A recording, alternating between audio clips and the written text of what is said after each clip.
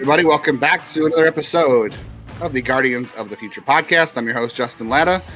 We've already wrapped up 2 minor league affiliate seasons so far, the Lake County Captains and the Lynchburg Hillcats. If you haven't had a chance to listen to those episodes, we had some good guests on, Michael Mahoney from Lake County and our friend Jason Prill from Lynchburg, wrapping up those seasons. A lot of fun, a lot of things to talk about, and I promised we would get around to the Akron RubberDucks, and we appreciate Marco LaNave, the broadcaster for the RubberDucks, making time to join us today to talk about the Ducks season. Marco, how's the offseason treating you so far? I know the offseason really is just more work, but how are things going since the season ended?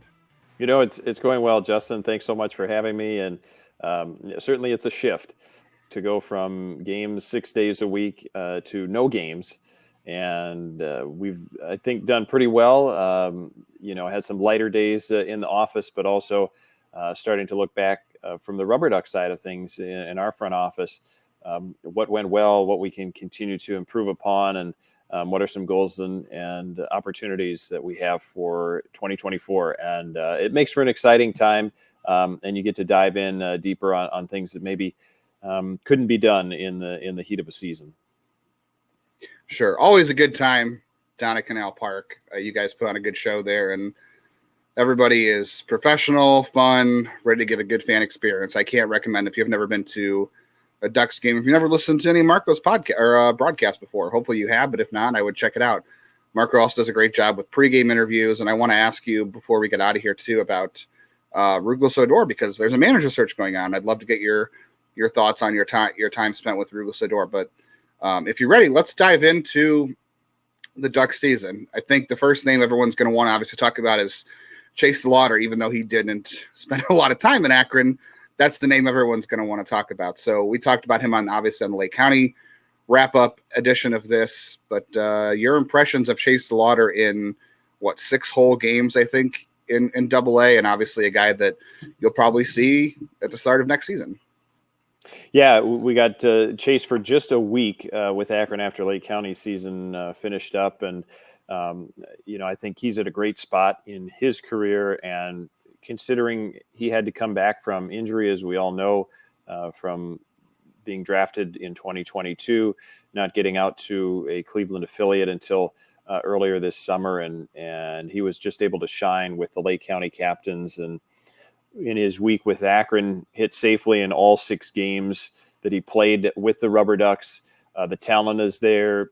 Confidence is there for him, I think, in his early pro days, but also a humility and a recognition for him, I think, that there is growth to happen for him. And I could sense in talking to him that he had energy for continuing to learn.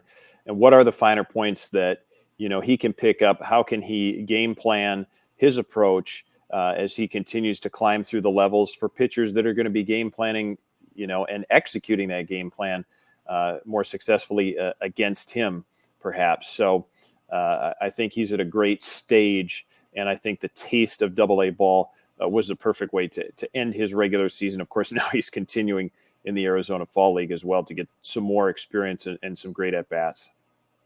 That's right. The Arizona Fall League going on right now. Chase DeLauter, Kyle Manzardo, Ross Carver, Eric Zabrowski. I'm sure I'm missing some other names out in the AFL, but there's a lot of good ones out there. It's a good season for the Guardians out in the AFL. You guys, by the end of the year, had a very interesting lineup, I will say. Obviously, we'll talk about Jonathan Rodriguez, had a great first half, or 88 games, I guess I should say, with Akron. But the lineup by the end of the year, I mean, until obviously Juan Brito got promoted at the end of the Duck season, you had DeLauter, you had Juan Brito, you had Aaron Bracho, you had just a bunch of names up and down that lineup. Connor Cox I thought had an underrated season. A lot of interesting names in that lineup, and we talked about Aaron Bracho, I think, when you joined us during the summer. And I kind of kept waiting for the shoe to drop on him. Like you've seen him obviously for a couple of years now, and things hadn't quite panned out for him. But he had a strong season kind of all the way through.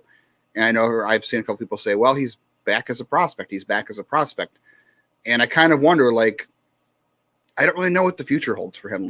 Yes, he had a rebound season for him. The power looks good, as you told us.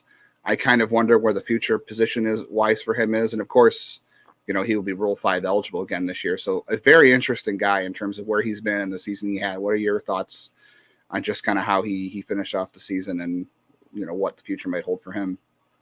Yeah, I think that's a very interesting question, and a credit to him for doing the work and performing in a way that really puts him on the table and that question on the table for the Guardians organizations and maybe other organizations if indeed he's an option in the Rule 5 draft for some clubs. But certainly his being healthy for the whole season in a way that he just has not been since his pro career started, a huge boost for him. He talks about just maturing, learning more, and now some of his peers, even some of the guys from his signing class, are making their way into the major leagues, and he's hearing from his friends a little bit more about what it's like and what it takes to succeed. So I think there's the maturity from just a mental, perspective for him and an approach to the game overall. And the switch out of switch hitting into left-handed hitting exclusively for him. He built his confidence over this season in that moving forward, taking the at-bats that he did against left-handed pitching and having some of that success, even those first couple of home runs against left-handed pitching. Maybe it doesn't sound like a lot, but those were big milestones for him to continue to build that confidence. And when you're a young ball player and maybe the numbers aren't where they've wanted to be for you, having that success, I think, builds that confidence that's necessary to continue to climb for him. I think this was a great season and probably really what he and those who have invested in his development were hoping for, to be on the doorstep of whatever's to come next for him.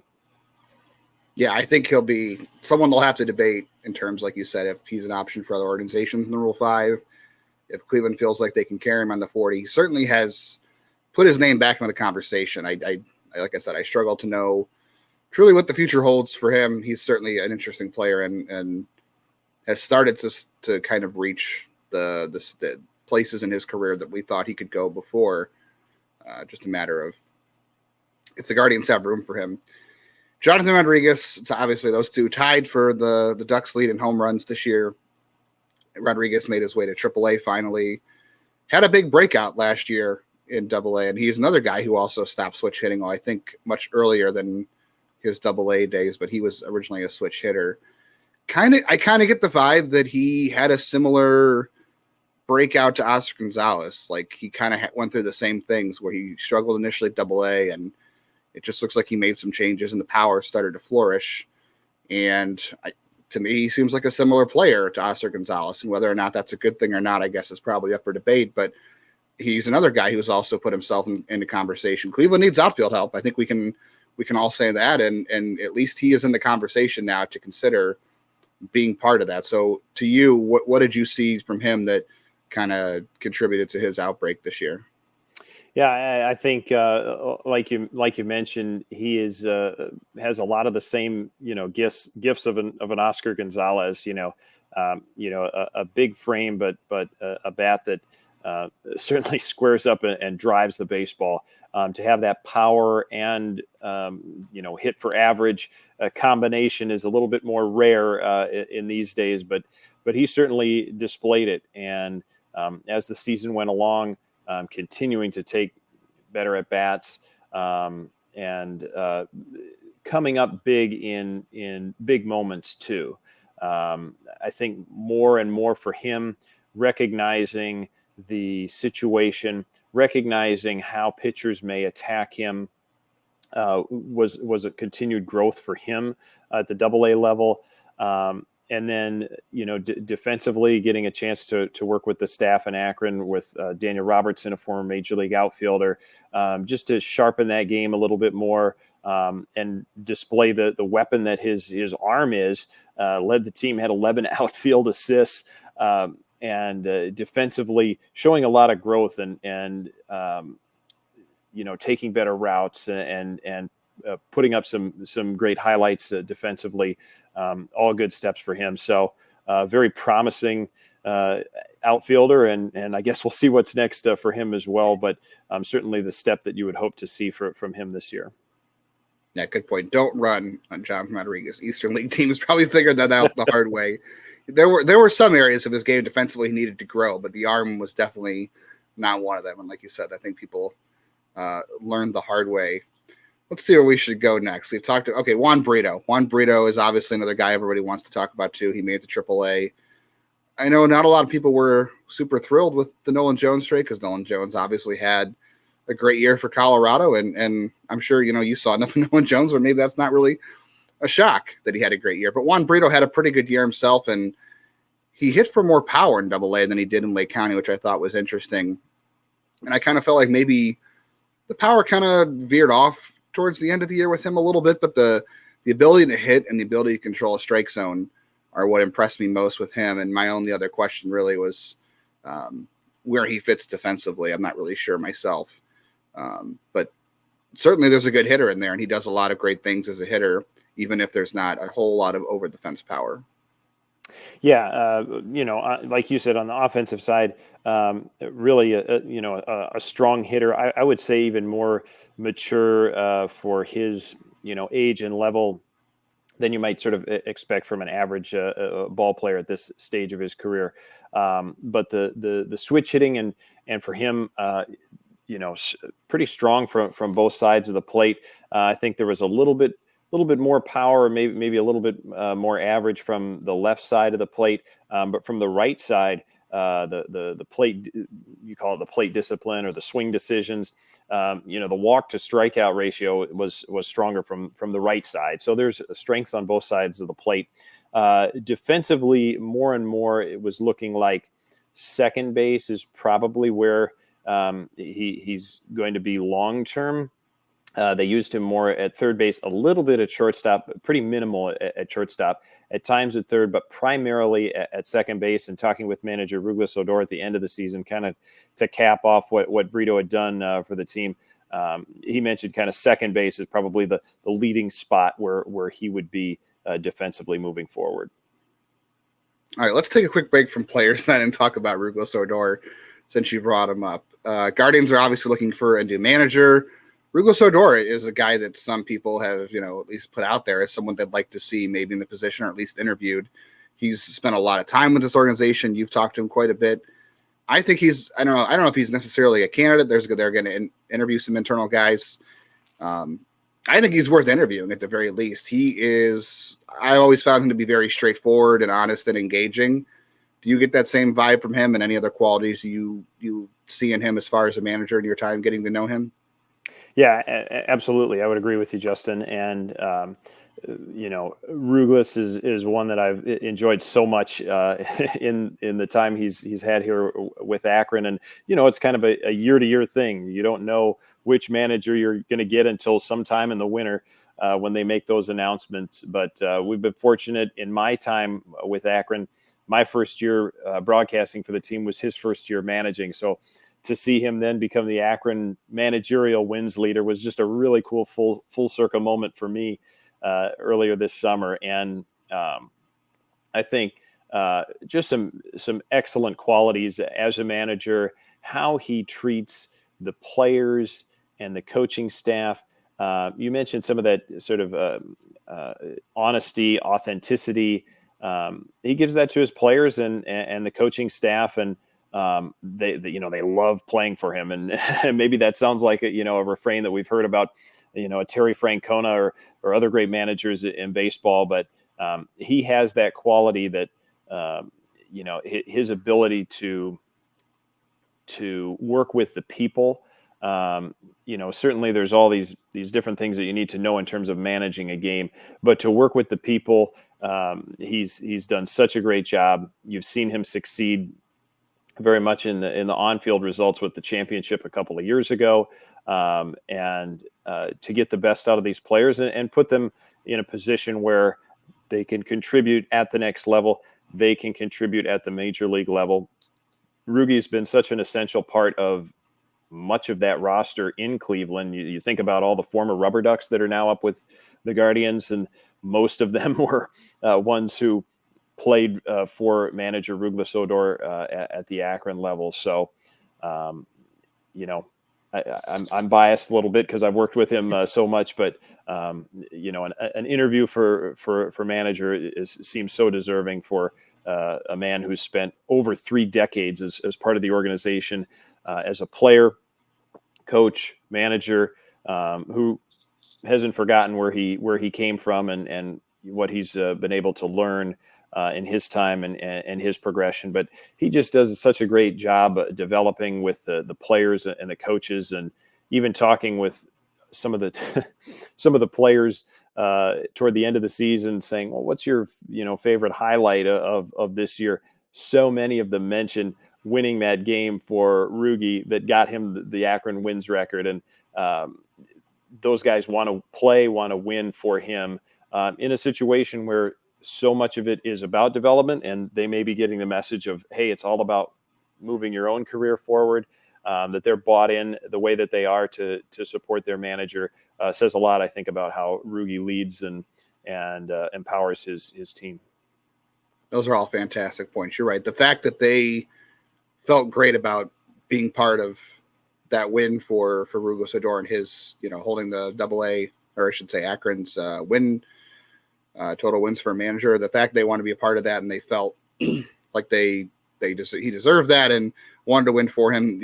Obviously being bilingual is a big thing. That's a quality in a lot of managers that you might want to, and they want to play for him. And also, you're right. All those guys, Bo Naylor, Will Brennan, Tanner Bybee, Gavin Williams, the list goes on. Stephen Kwan. I mean, all those guys were literally with him not that long ago. So he has a relationship with what is already a young roster. So all those things, you're right, definitely go into that. I would like to see him at least get an interview, right? He feels like he's deserving, and he is kind of an honorary Clevelander at this point. Like you said, he spent so many years with this organization and has worked with so many players over the years. So at least some consideration. Let's see. Jose Tena and Angel Martinez both had disappointing starts to the year. They both kind of picked it up towards the end of the year. I thought they were interesting stories. I felt like Petey Halpin never really got it going. Like, there were spurts where he looked like he was starting to figure it out, and then he couldn't continue it. I know you guys saw kind of Brian Lavastida finally turn things around again. We talked about that over the summer. Any of those guys that you feel strongly about or came away very impressed by with how their season turned out? Yeah, I would say all 4 of those guys you mentioned, they're encouraging signs. I think Petey Halpin being at the top of the order from the beginning of the season to the end. I mean, he was put in a challenging spot, youngest player on the roster, put in there to really be challenged, learn and develop. And I think he felt challenged. I think he felt like the confidence and trust that he was given from the coaching staff to continue to learn and be in the lineup every day, will pay dividends for him down the line. The numbers, the production, it maybe have ebbed and flowed a little bit, but the learning is certainly happening for him. And guys that are maybe a little bit further down the line, you mentioned Tena, Martinez, Lavastida, all who have been at the AA level before. For Martinez coming back his second season in AA, maybe didn't get off to, like you said, the start that he wanted, but he had a little bit of a jump up to AAA Columbus for a short stint, came back to Akron just for a couple of days, and it was evident that that promotion up to AAA, getting a glimpse of that level, I think was just a nice ignition for him to continue to develop his own game, his routine, and challenge himself to continue to grow as a ball player and contribute to winning ball games and be focused on that and not get too absorbed in feeling defeated for a bad at bat or a tough defensive play or something like that, but continue to move forward and continue to use his talents. And Jose Tena, who's been such a strong hitter for his entire career, continued to improve at the plate in just the awareness of the situation, the better swing decisions, not chasing as much, and to the level that he was able to come up to the major leagues and take some pretty solid at bats with the Cleveland Guardians after only a handful of games in AAA. So encouraging for him. Both of those guys, Tena and Martinez, are kind of in that middle infield mix where there's some sorting out that maybe has to happen because there's not room for everybody on the major league roster. And then Brian Lavastida, the way he responded to being designated for assignment early in the season, he kind of hit the reset button, mentally and approached the rest of the season in a different way. And you saw more of what we got to enjoy in 2021 that helped lead the RubberDucks to the championship.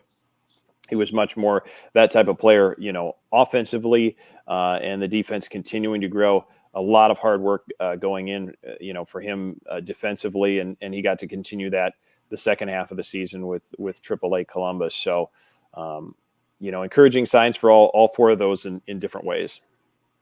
Yeah, Lavastida kind of put himself in that conversation with Bracho and Rodriguez too, where maybe he has to be re-added to the 40-man roster, but he's certainly going to be in a discussion for that, or maybe somebody else. I don't know.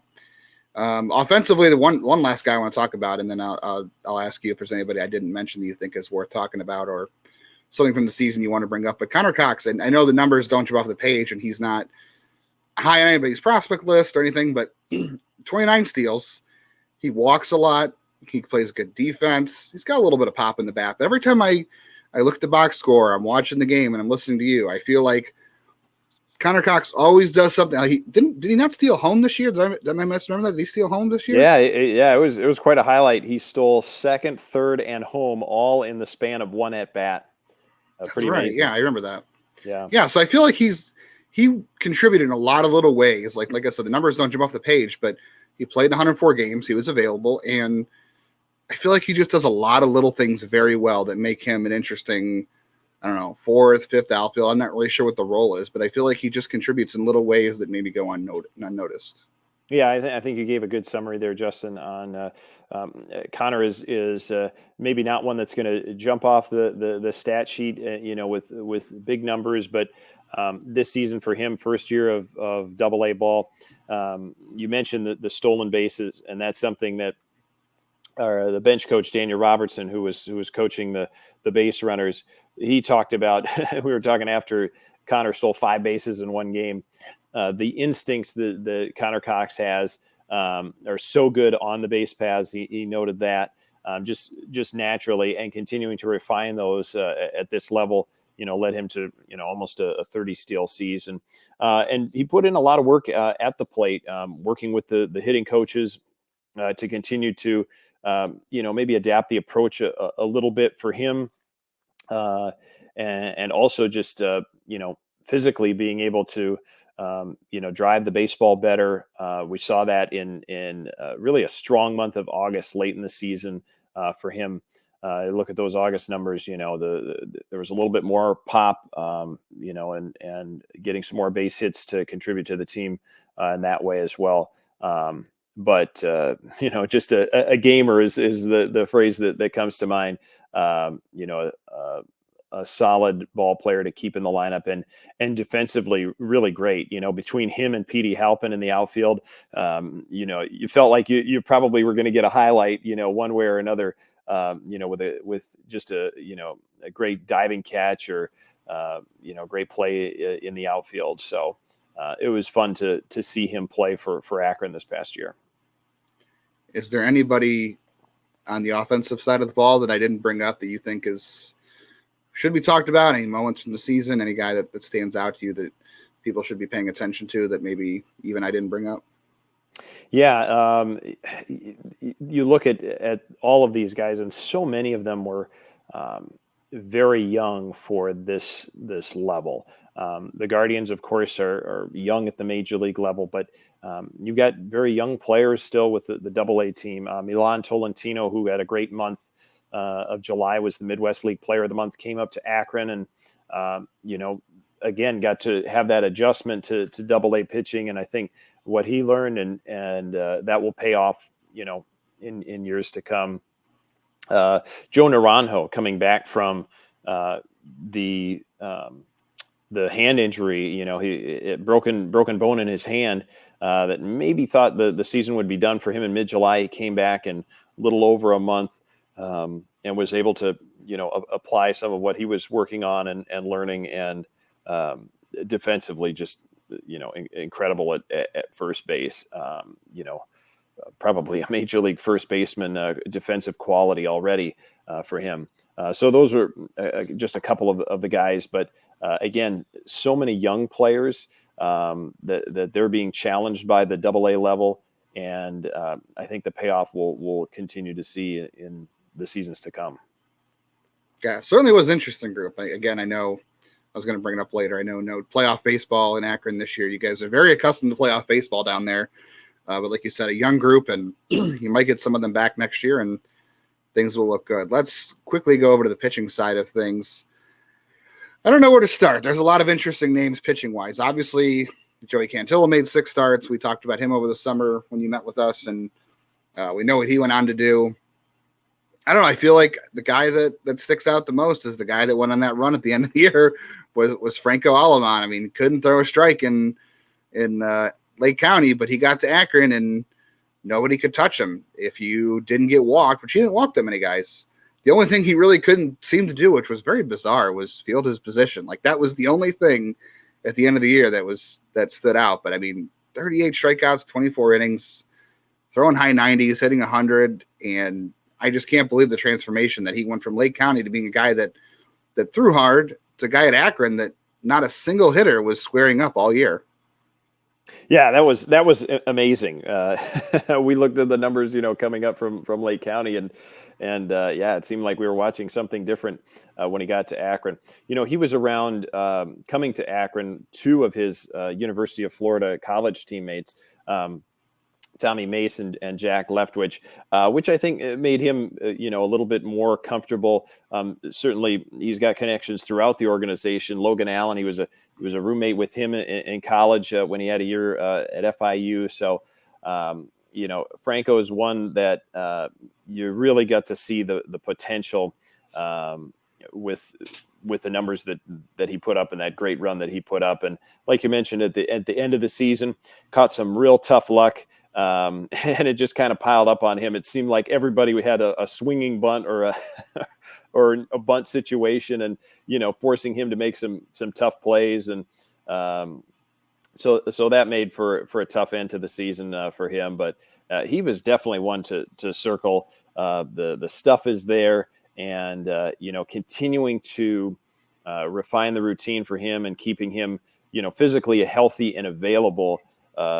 Was I think a big key that they're trying to do with him, because the potential and the stuff are there, to have him available and durable moving forward. I think is the next step for him.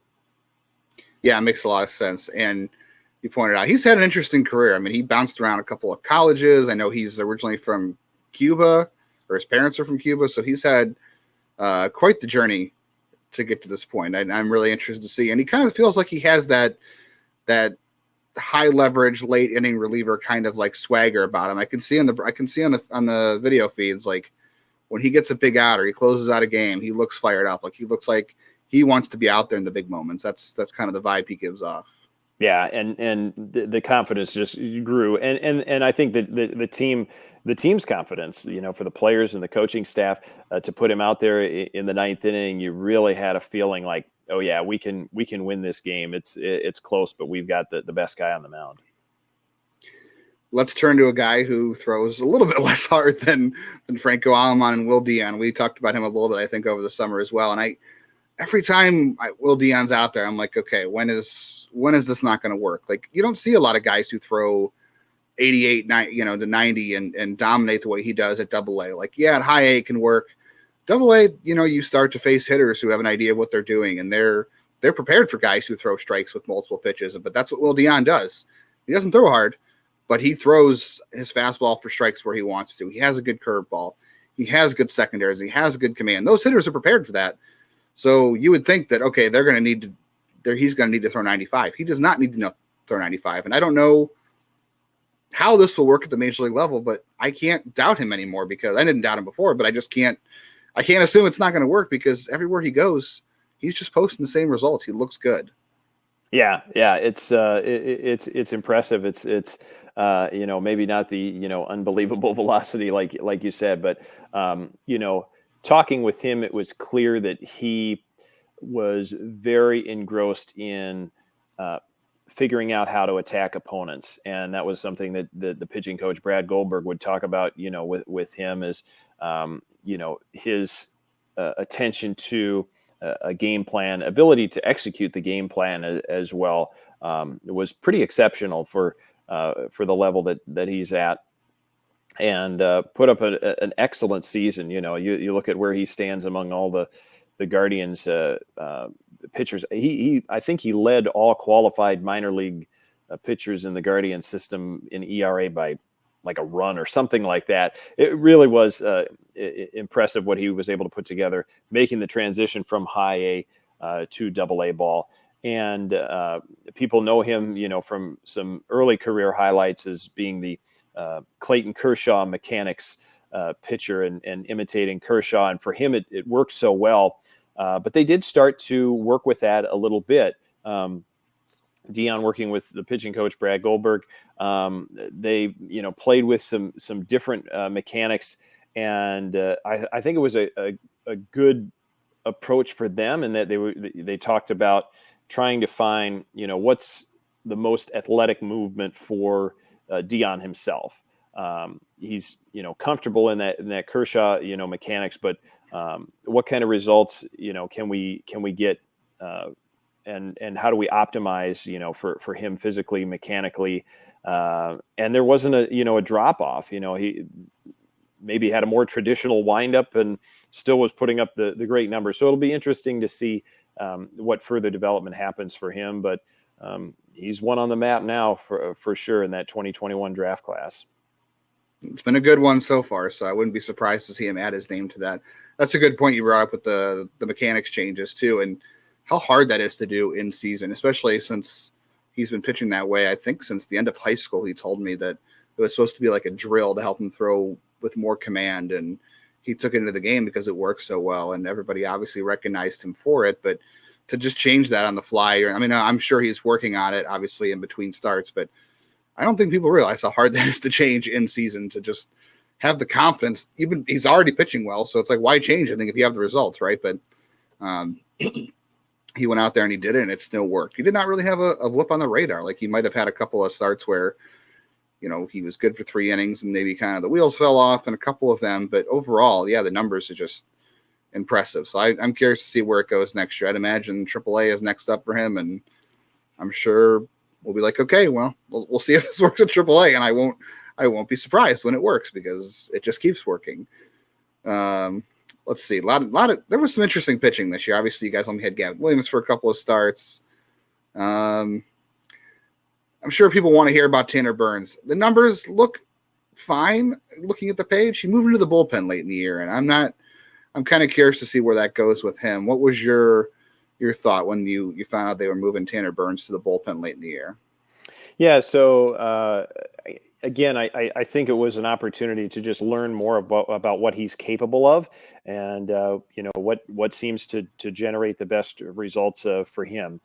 So for the last 2 months of the year, he was coming out of the bullpen, and I think he accepted it, very well, and had a positive outlook on it, talking about feeling like his stuff was a little bit better. I mean, they could measure that his pitches were, a little bit better coming out of the bullpen. He felt like he could go at it a little bit more aggressively, and he kind of had fun with it too. I think you talk about a guy like Aleman getting amped up for those situations. Tanner Burns kind of the same way, picked up his first career save late in the season, and he was fired up about it. So I think it was a new opportunity for him, and just kind of to shake up the routine too. It was very different. He talked about you got to be ready and go.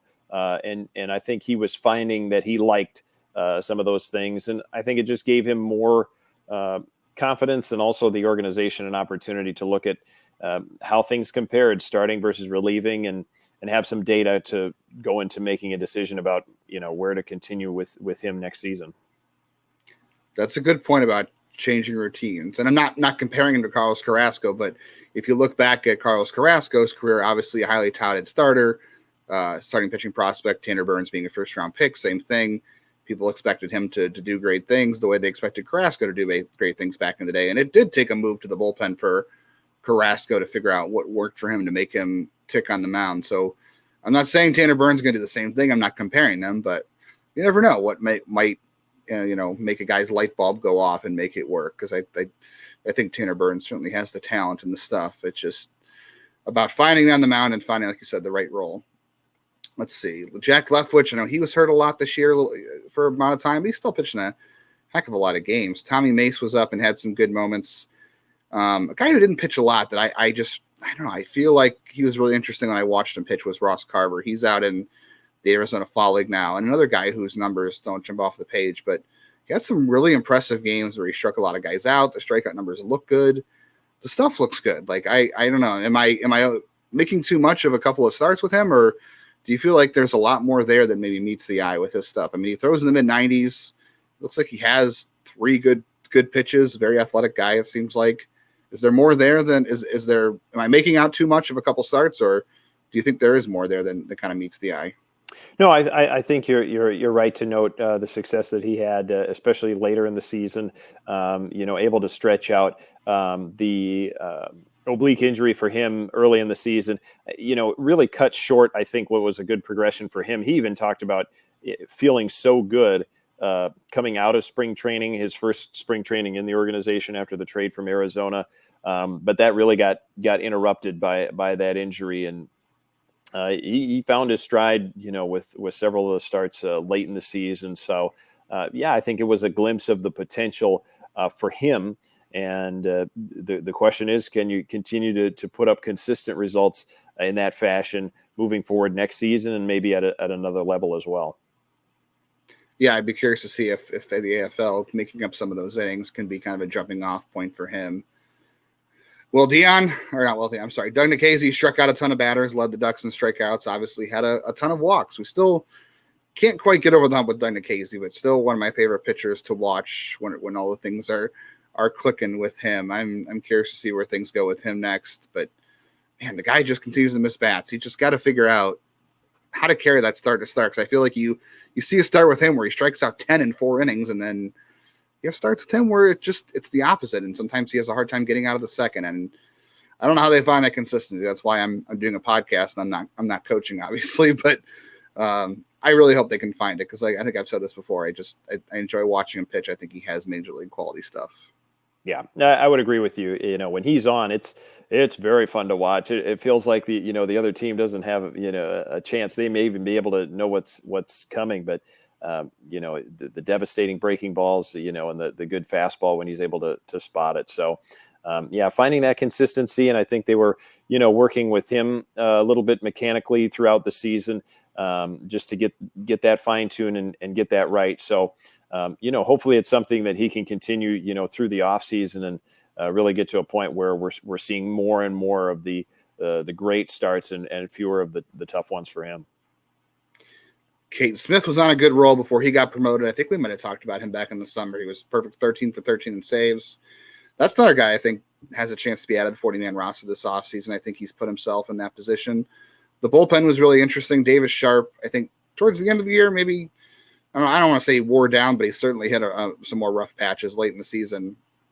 But he looked really good, looked like a future bullpen option for this team. Just some thoughts on those guys, and maybe Tyler Thornton and anybody else that I might have missed in our conversation as far as pitching. Yeah, you mentioned Smith. Had a great season. Early on, and was sent up and. Getting the challenge of pitching in AAA, but certainly one that has the potential, I think, to get up to the major leagues, and we'll see how he can do up there. Hey, I mentioned Thornton getting to the team in August and getting to try out the AA level, and maybe had a few more walks than he had at a lower level, but Again, very tough to hit off of him as teams found out.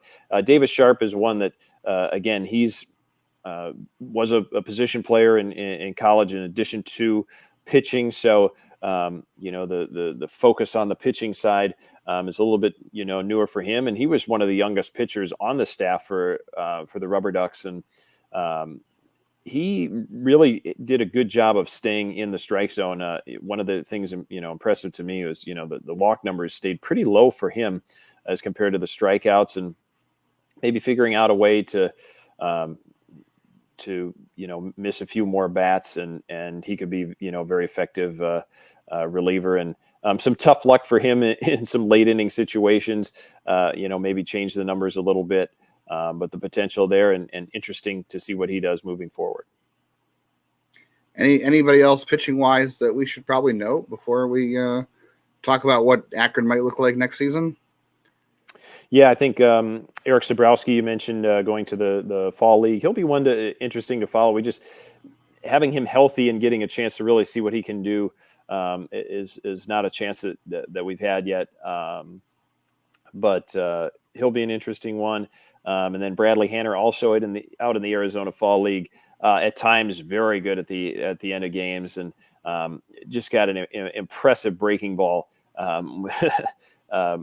Kind of a that sweeping slider for him. It was crossing one side of the plate to the other, and that was fun to watch. So we'll see how guys like that continue to progress, and again, being exposed to those pressure situations, how they respond as well. I'll be curious to see who comes back on the pitching side of things. I mean, obviously Tyler Thornton probably comes back. I guess Tommy Mace probably repeats. I don't know about. I'm guessing Jack Leftwich. I'm not sure about Carver and Burns. I think we both know Dion moving on. I'm not sure how pitching will look. I mean, Lake County had certainly a good number of pitchers. Parker Messick should be a part of that RubberDuck staff next year. He was impressive at Lake County. Ryan Webb's out in the AFL right now. He had a good end of the year run. Obviously, Chase DeLauter is going to be back. I don't know. I guess I shouldn't assume if he has a great AFL. I guess nobody knows for sure. I would imagine that he'll get some at bats back in AA next year. You get Petey Halpin back for another year. I'm sure a year better with him would do wonders for his game, finding that consistency. Diane Frias, a lot of guys who are starting to come up on the precipice of 40-man roster situations again, and guys are getting a little more attention. Cleo Watson was part of that Josh Bell trade. He might make the jump to AA. So again, I know you guys are used to playoff baseball in Akron, and it didn't happen this year, but I feel like the roster next year, there's going to be a good chance for playoff baseball to return to Canal Park. Yeah, I think it's shaping up well. Like you said, there's plenty of talent down with Lake County, and several guys who only really got a taste of AA ball and got the challenge presented to them this year, and maybe get a chance to see what they can do with another shot at it next year.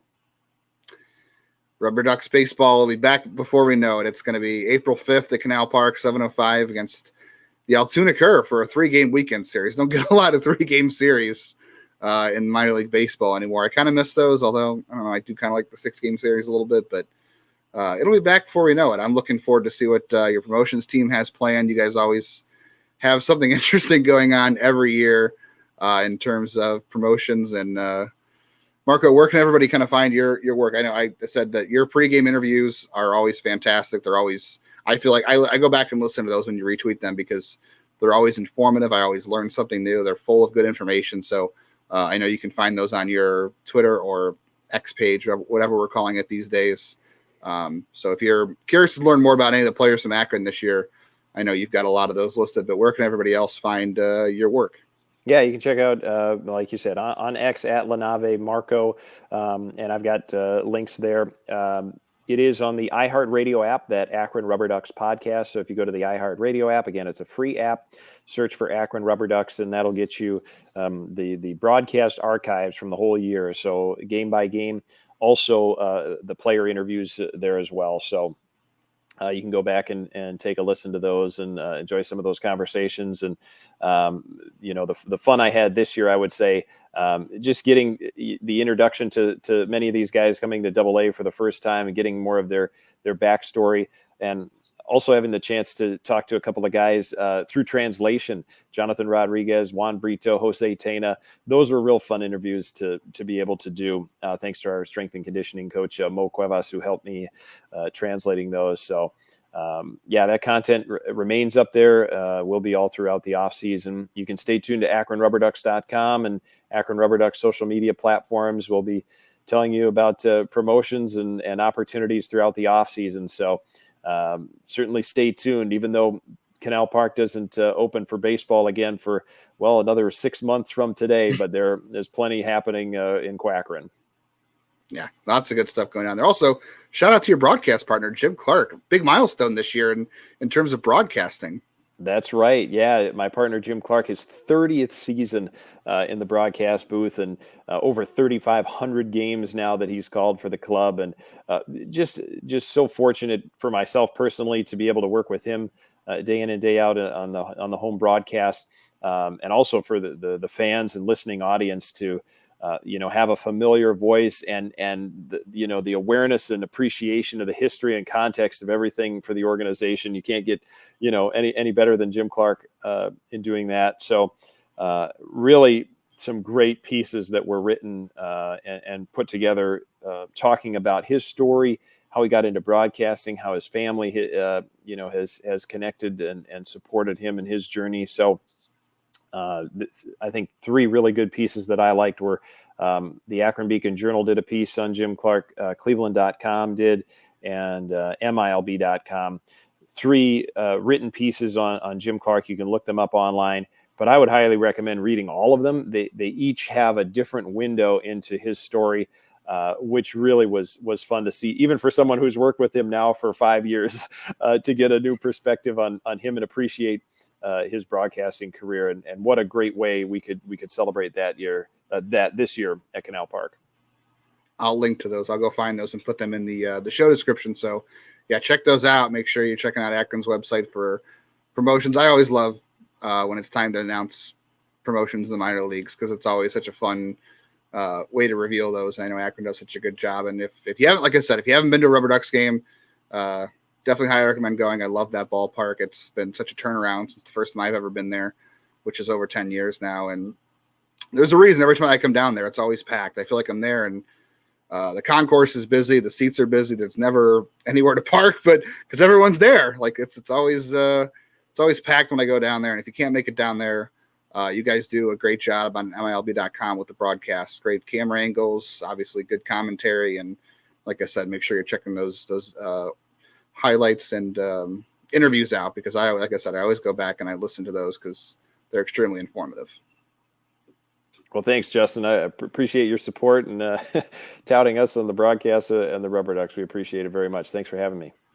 Yeah, thanks for coming on. And everybody, make sure, like I said, go read those stories that Marco talked about, and be on the lookout for Rubber Ducks promotions. And hey, get your season tickets for next year too. Like I said, it's always packed there, so get your tickets while you can before things get super crowded in Akron. We'll chat with a buddy of mine from AAA next week to wrap up the Clippers season as we finish up wrapping up all the minor league affiliates throughout the year. We'll talk about the AFL a little bit more as the season goes along, and looking forward to having you back on again next year, Marco, when the season starts up. Sounds great. Stay safe and enjoy the rest of the off season, Justin. You too. Do the same. Thanks everybody for listening. Catch you next week.